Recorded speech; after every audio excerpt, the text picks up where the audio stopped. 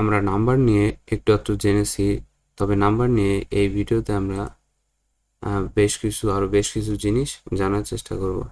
তো আমরা তো ওইভাবে ভ্যারিয়েবল ডিক্লেয়ার করতে পারি যে নাম্বার টাইপে, যে এখানে যদি আমি এভাবে দিই তাহলে এটা নাম্বার টাইপের একটা ভ্যারিয়েবল হবে, কারণ এটা নাম্বার। এছাড়াও আমরা ফ্র্যাকশনও মান রাখতে পারি ভ্যারিয়েবলের মান হিসাবে, যে আগের দিনের যে চার আনার যুগের যে ফ্র্যাকশন মানে আর কি, ওইটাও আমরা রাখতে পারি। তবে অনেক সময় আমাদের নাম্বারটা স্ট্রিংয়ের মধ্যে থাকতে পারে, তো সেটাও আমাদের হ্যান্ডেল করা লাগতে পারে, যে এইভাবে আর কি স্ট্রিংয়ের মধ্যে থাকতে পারে। তো অনেক সময় ইউজারের থেকে ফর্মের মাধ্যমে ডাটা কালেক্ট করার সময় এইরকম মান আসে আর কি, তো আমাদের এটাও হ্যান্ডেল করা লাগতে পারে।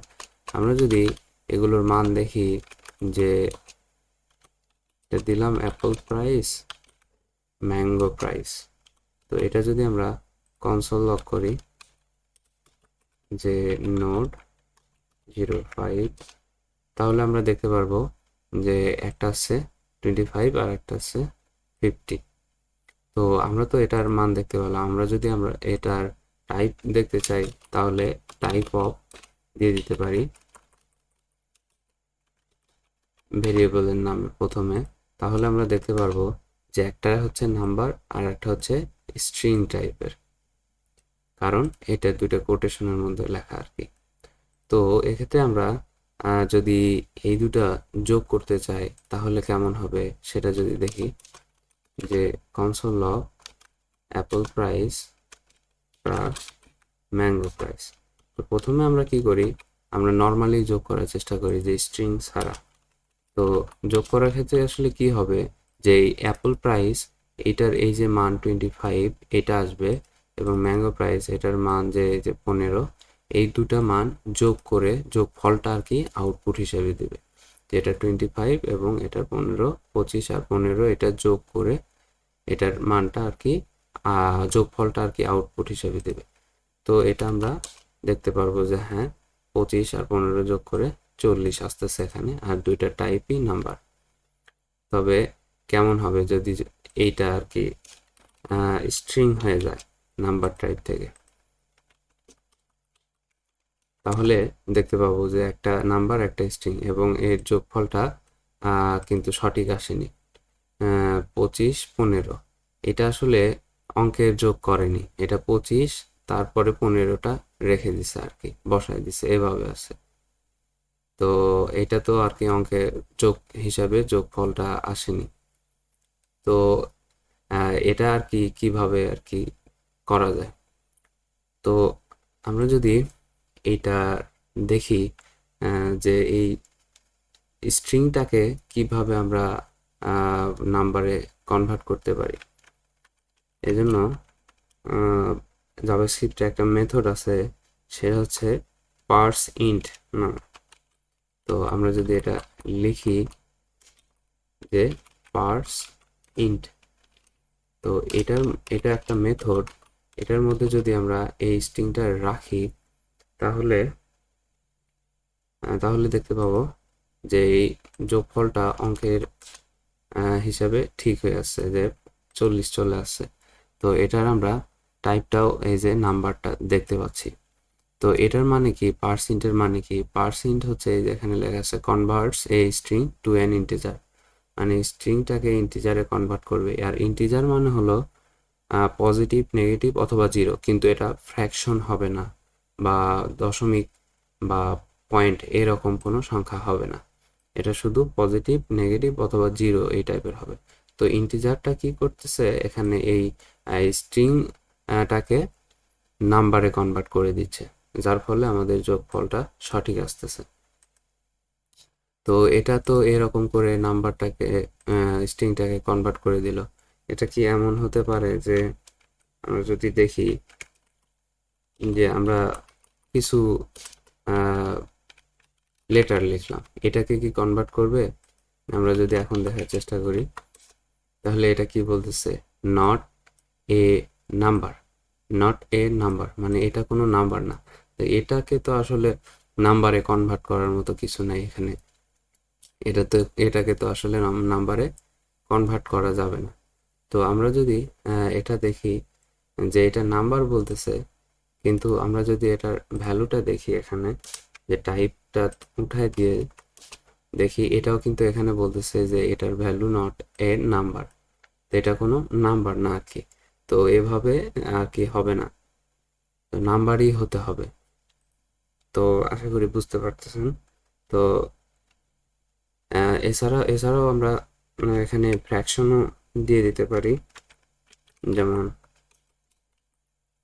যেমন এখানে যদি 15.5 দিয়ে দিই, তাহলে কি হয় যে এটা পয়েন্টটা নিল না। আগেই বলেছি যে এই পার্সেন্টটা ফ্র্যাকশন নাম্বার নেবে না।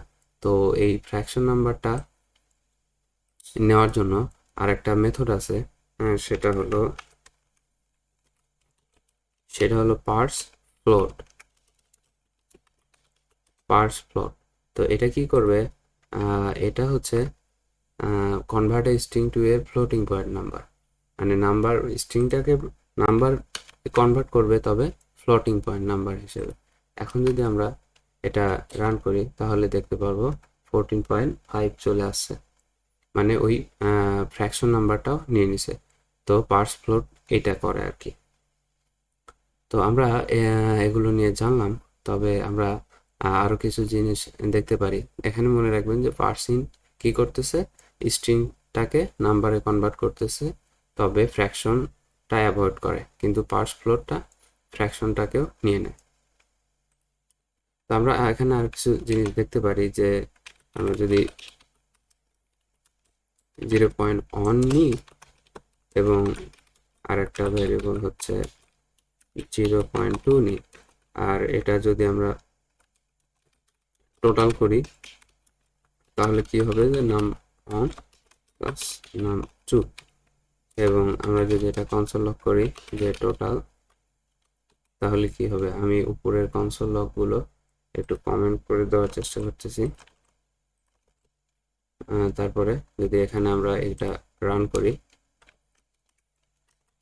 তাহলে দেখতে পারবো একটা অদ্ভুত মান দেখা যাচ্ছে, যে 0.3, তারপর 0.0.0, অনেকগুলো 0, তারপর শেষে 4। তো এটা কি কোনো ভুল, বা এটা কি কোনো বাগ? না, এটা ভুল না বা বাগ না, এটা একটা বিহাইন্ড দ্য সিনস ক্যালকুলেশনটা একটু ভিন্নভাবে হয়। যদি অন্যগুলো দেখার চেষ্টা করি, যে এখানে যদি 2 দিয়ে দিই, তাহলে ঠিক মানে দিচ্ছে, বা এখানে 5 দিলাম, তাহলে ঠিক মানে দিচ্ছে, কিন্তু 0.1 আর 0.2 এর ক্ষেত্রে এমন অদ্ভুত মান দেয়। তো এটা কেন দেয় সেটা একটু একটু যদি বোঝার চেষ্টা করি সহজে, যে 0.1 প্লাস 0.2 এরকম মান দেয়। আমরা যদি প্রথমে সহজে একটা উদাহরণ দেখি, যে 1/3 1/3 1/3, মানে এটা হচ্ছে ডিভাইডেড বা ভাগ চিহ্ন আর কি, এভাবে প্রোগ্রামিং এ ভাগ চিহ্ন বা ডিভাইডেড সিম্বল দেখে। তো এরকম যদি তিনটা আমরা যোগ করি, তাহলে কি হবে, 3/3 আসবে, যেটা কিনা অন আর কি। তো এটা বুঝতে না পারলে এটা চিন্তা করতে পারে, যে আমরা কিন্তু আগে অঙ্ক করার সময় এভাবে লিখছি, যে গসাগু নির্ণয় করে এভাবে আমরা যোগ করছি। তো আপনি যদি অনকে 3 দ্বারা ভাগ করেন, তাহলে 0.3333 এভাবে চলতেই থাকবে ইনফিনিটি পর্যন্ত। তো এই 0.333 ইনফিনিটি তিনটা যোগ করলে আপনি অন পাবেন। তবে আমরা নর্মালি হিসাব নিকাশের ক্ষেত্রে ওই ইনফিনিটি পর্যন্ত নিই না, লিমিটেশন আছে একটা। তো আমরা কি করি, 4টা পর্যন্ত নিই, যে দশমিকের পরে 4 ঘর পর্যন্ত নিই, 3333 এরকম।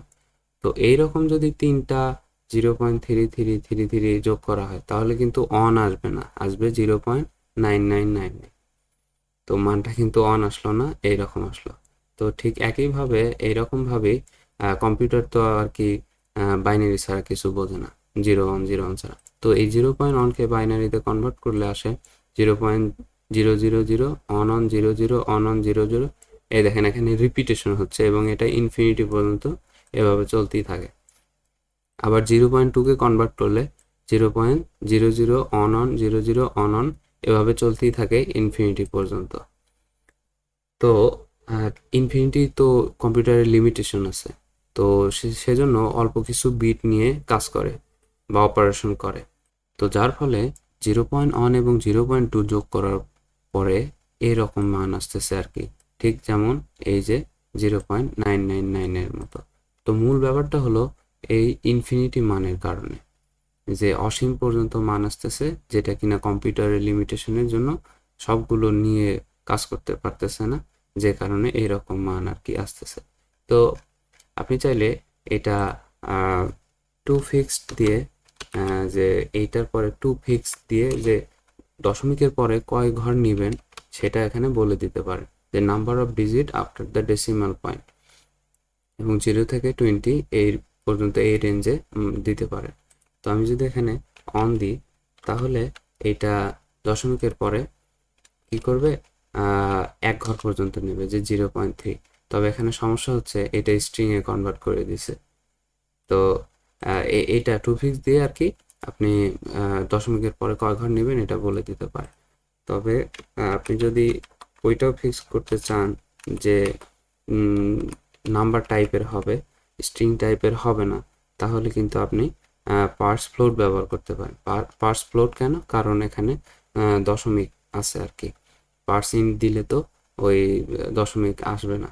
তো এখানে আপনি বলতে পারেন যে পার্স ফ্লোট, এবং এইটা পুরোটা যদি এর ভিতরে রেখে দেন যে এইভাবে, তাহলে কিন্তু আবার এটা নাম্বার হয়ে গেল। তো যাই হোক, এভাবে আপনি টু ফিক্স দিয়ে কয় ঘর পর্যন্ত নেবেন সেটা বলতে পারেন, এবং পার্স ফ্লোট দিয়ে আবার এটা কি করতে পারেন যে নাম্বারে কনভার্ট করে নিতে পারেন।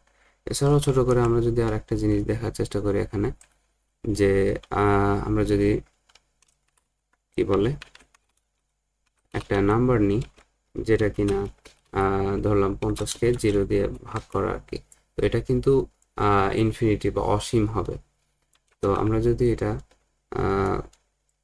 কনসোল লক করি যে নাম্বারটা, তাহলে এখানে দেখতে পাবো যে এটা ইনফিনিটি আসতেছে, ইনফিনিটি মানে অসীম আর কি।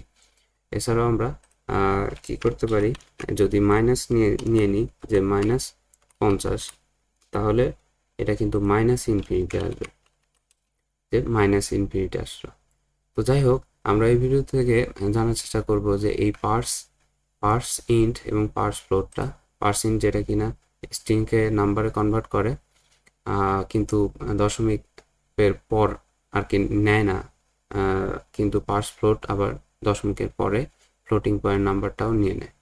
এছাড়া আমরা একটা ছোট জিনিস দেখলাম যে 0.1 এবং 0.2 কেন অদ্ভুত মান দেয়।